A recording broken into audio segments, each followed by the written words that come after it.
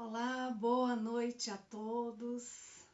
Sejam bem-vindos à página do Instagram Aprendiz do Evangelho, dando continuidade aos nossos estudos, lembrando que nós estamos estudando o livro Religião dos Espíritos, que faz parte da coleção Estudando a Codificação.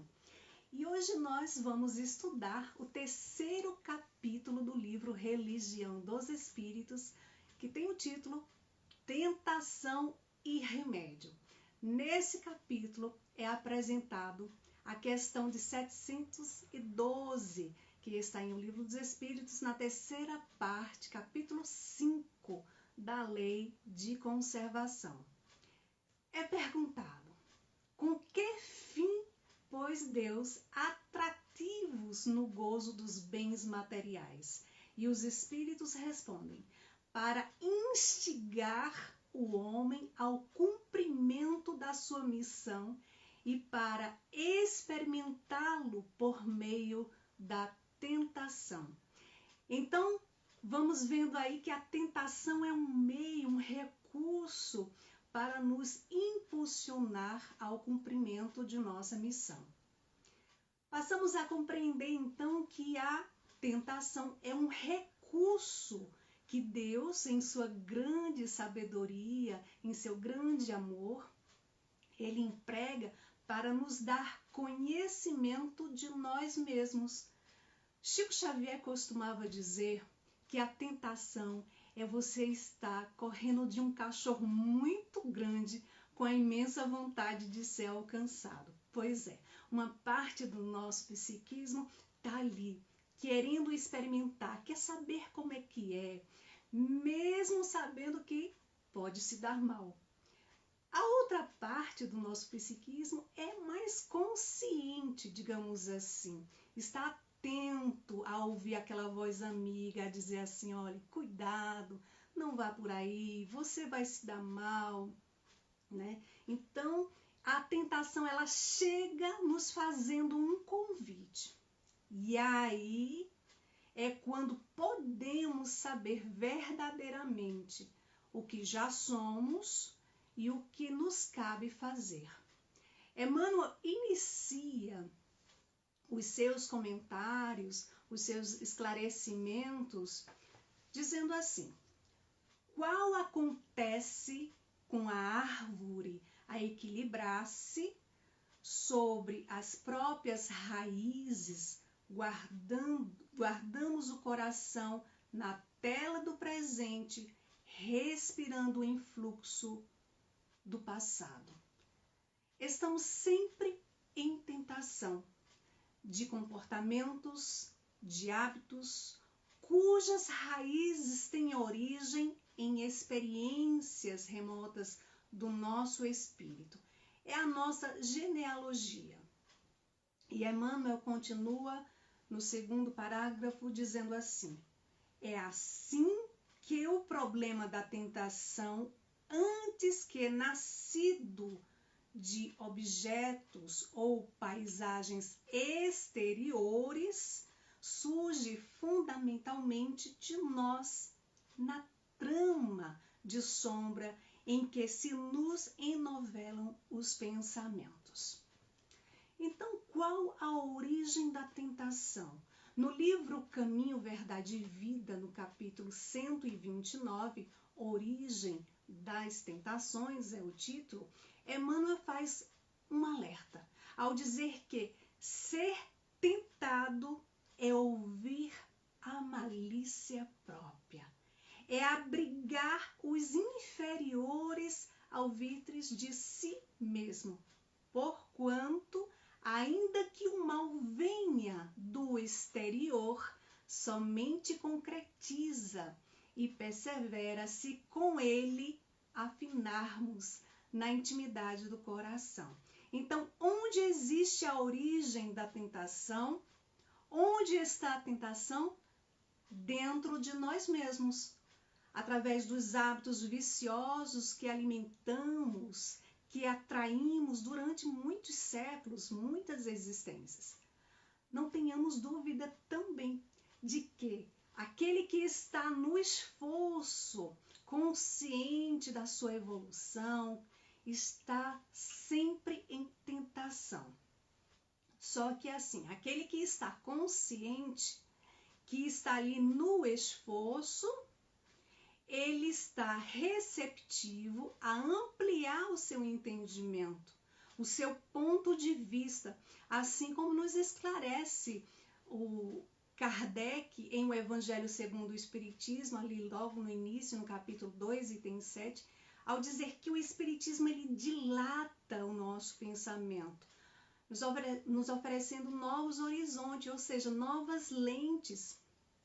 Então, a partir do momento em que trabalhamos esse estado de consciência, vamos também ampliando nosso entendimento sobre as coisas que nos é apresentada e que a gente chama de tentação. Então, tentação passa a ser testes. No livro Renúncia, Emmanuel narra que o espírito de Alcione, habitando o mundo superior na constelação de Sírios, ao solicitar permissão para reencarnar na Terra, ela que não precisava mais reencarnar em nosso plano físico, porque ela já havia alcançado uma evolução que lhe permitia habitar em mundos mais felizes.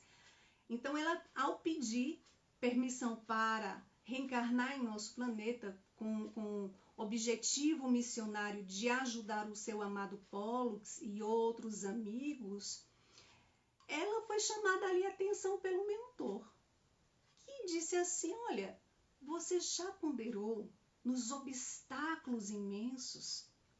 E ele lembra o mundo representando por maus sacerdotes e falsos doutores buscou tentar o próprio Jesus. Já meditaste na tua aproximação com Pollux, o seu amado, quando estiveres investida num corpo, ou seja, quando estiver habitando um corpo físico? Sente-se bastante forte para assumir tão grave compromisso? E aí ele complementa dizendo assim: olha, eu conheço muitos irmãos que depois de pedirem missões arriscadas como essas, voltaram aí cheios de problemas para resolver.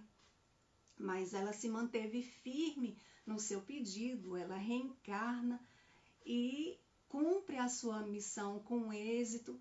E Emmanuel nos apresenta no livro Renúncia, nos trazendo grandes esclarecimentos, grandes ensinos. Então, significa dizer que todas as vezes que saímos de um processo psíquico, que pode ter aí durado 10, 15, 20 existências, e ingressamos em um novo movimento psíquico, há uma inércia do movimento anterior. Passa a ser ali vivenciada como um processo de tentação. Bate aquela vontade de experimentar, de repetir. E essa vontade fica ali, ó, martelando. Até quando? Até alcançarmos uma força moral para nos sustentar nesse novo movimento. Então, como afirma Emmanuel no livro Confia e Segue, capítulo 18, intitulado Tentação, ele afirma dizendo: somos tentados pelas forças exteriores da vida, segundo as nossas necessidades de purificação interna. Sofremos então a tentação conforme a nossa necessidade. E aí Emmanuel prossegue aqui no próximo parágrafo, dizendo assim: acresce ainda que essas mesmas ondas de força experimentam a atuação dos amigos desenfaixados da carne, que deixamos à distância da esfera física, motivo porque muitas vezes os debuxos, ou seja, os traços mentais que nos incomodam levemente de início no campo dessa ou daquela ideia infeliz, gradualmente se fazem quadros enormes e inquietantes em que se nos aprisionam os sentimentos, que passam muita vez ao domínio da obsessão manifesta, da obsessão grave, clara. Então, lembramos até da questão que está no Livro dos Espíritos, a questão 459, quando é perguntado se os espíritos influem sobre os nossos pensamentos e sobre as nossas ações. E o que é que os espíritos vão responder? Influi muito mais do que vos imaginais, do que possas imaginar.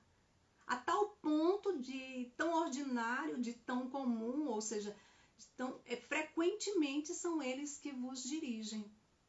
E por isso a importância de nós estarmos vigilantes àquilo que chega em nossas mentes. Perguntar com muito cuidado: o que chega em minha mente é bem-vindo? Vai me fazer bem, alimentar esse ou aquele pensamento, esse ou aquele desejo, esse ou aquela vontade?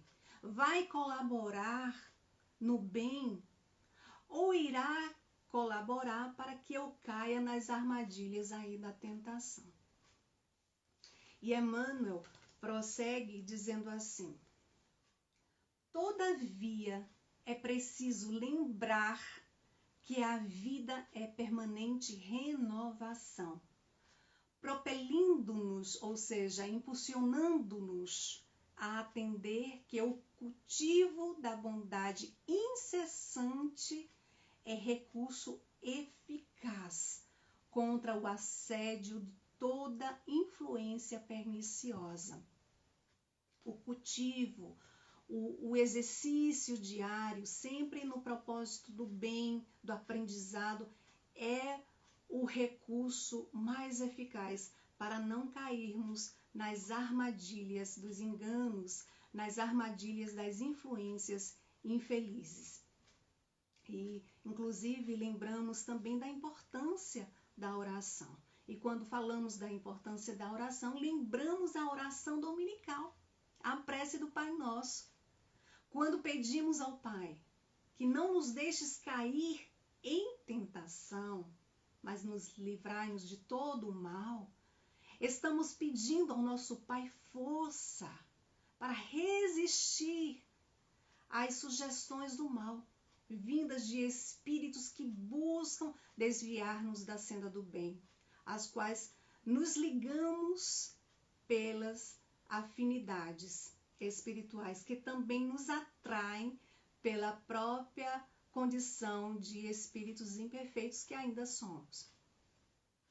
Então, no livro Fonte Viva, capítulo 110, intitulado Vigiemos e Oremos, inicia com a passagem que está no Evangelho de Mateus, capítulo 26, versículo 41, quando Jesus disse: vigiai e orai para não cairdes em tentação.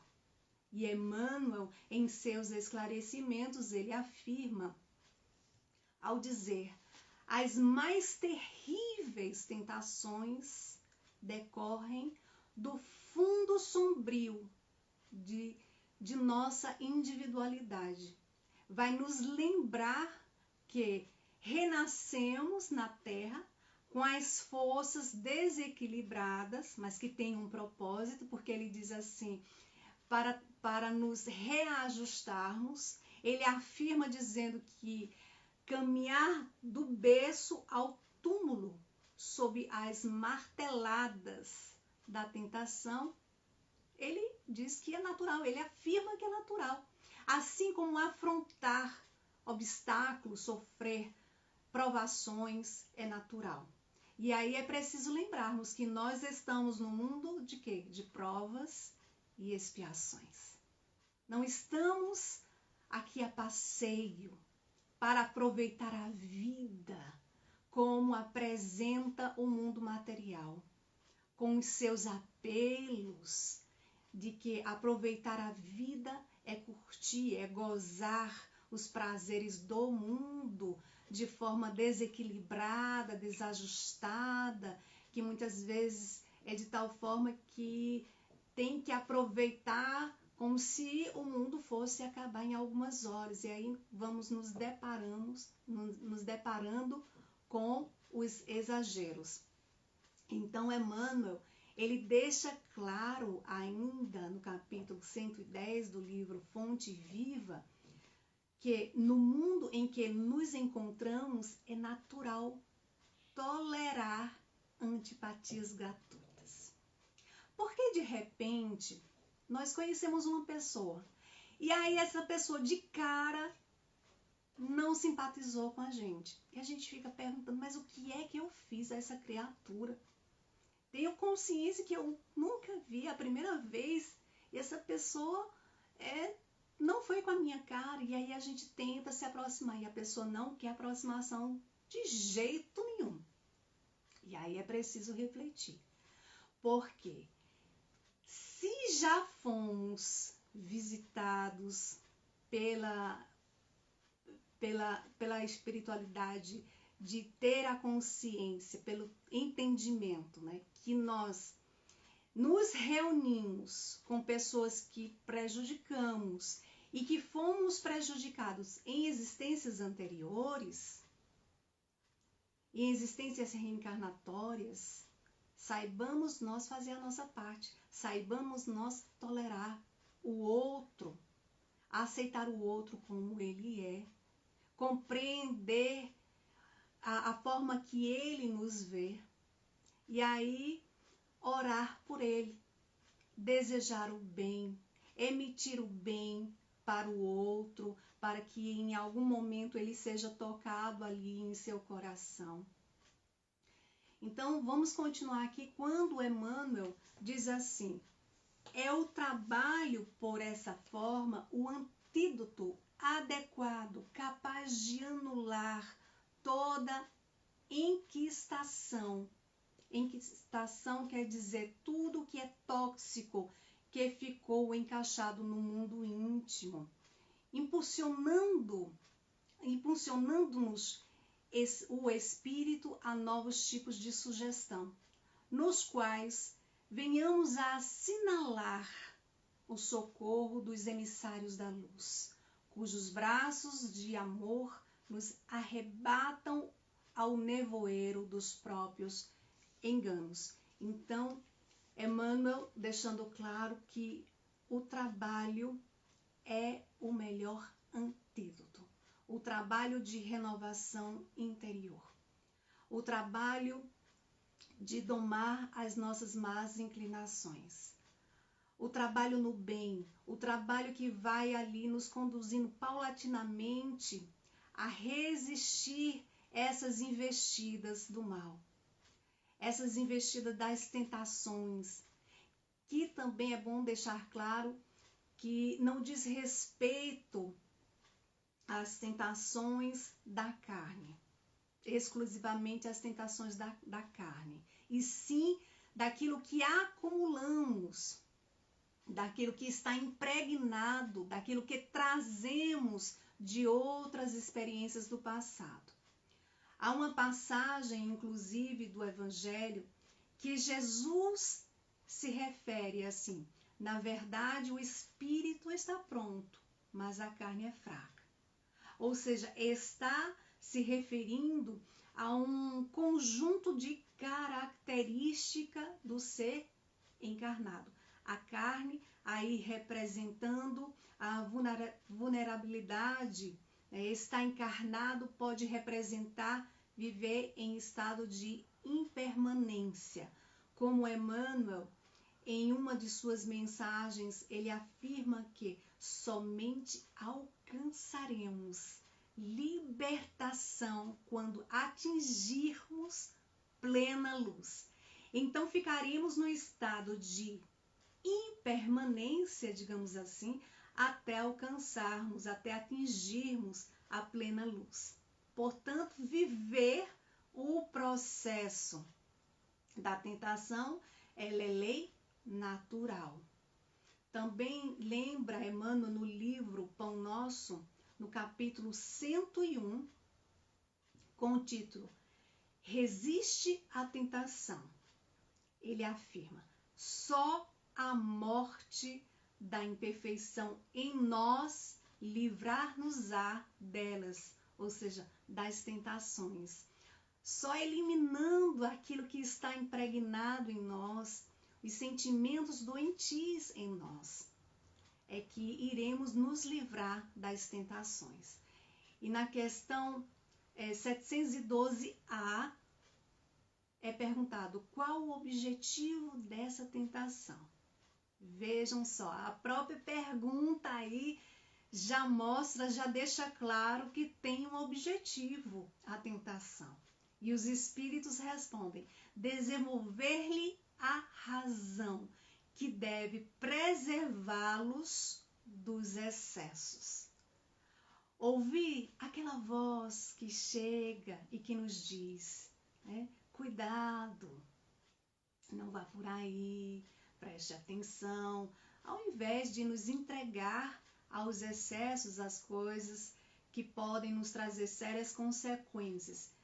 Então, vamos relembrar a resposta da questão 712, que está inserida nesse capítulo, a tentação, que é um meio, nos diz que é um meio de nos experimentar, de nos testar para mantermos firmes em nossa missão, ou seja, nos impulsionarmos a desenvolver em nós a razão.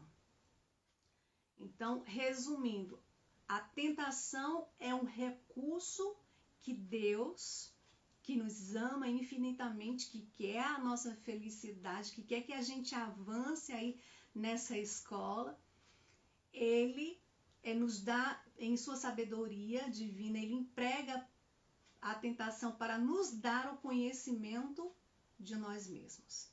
E qual o remédio? O remédio é a oração. O remédio é rogar a Deus, a Jesus, a espiritualidade amiga, o fortalecimento de nossas emoções. O remédio é o trabalho de nossa reforma íntima. É o trabalho ali diário de exercitar a caridade no sentido da palavra como entendia Jesus. Benevolência para com todos, indulgência para com as imperfeições alheias, perdão das ofensas. É o trabalho em favor da transformação moral. É o trabalho no bem, para o bem e pelo bem de todos. E aí, Emmanuel, ele encerra os seus comentários dizendo assim: assim, pois, se aspiras à vitória sobre o visco da treva que nos arrasta para os despenhadeiros da loucura ou do crime, ergue no serviço a felicidade dos semelhantes, o altar dos teus interesses de cada dia. Porquanto, mesmo o delinquente, confesso, transforma-se pouco a pouco em mensageiro do céu. E aí, lembramos do apóstolo Paulo, quando ainda era Saulo de Tarso, e que de perseguidor ele passa a ser perseguido na sua luta, tentações que trazia dentro dele. Para um dia, como Paulo de Tarso, dizer de uma forma vivida, de uma forma sentida: já não sou eu quem vive, mas o Cristo que vive em mim. Então, meus queridos irmãos, hoje estamos encerrando o terceiro capítulo, agradecendo a Deus, a Jesus, por mais uma oportunidade, rogando ao nosso Mestre que possamos ter uma noite de muita paz, de muita luz. Agradecemos imensamente a presença de todos que eles puderem estar presentes, e que Deus os abençoe e até a próxima terça-feira, se Deus assim permitir. Muita paz.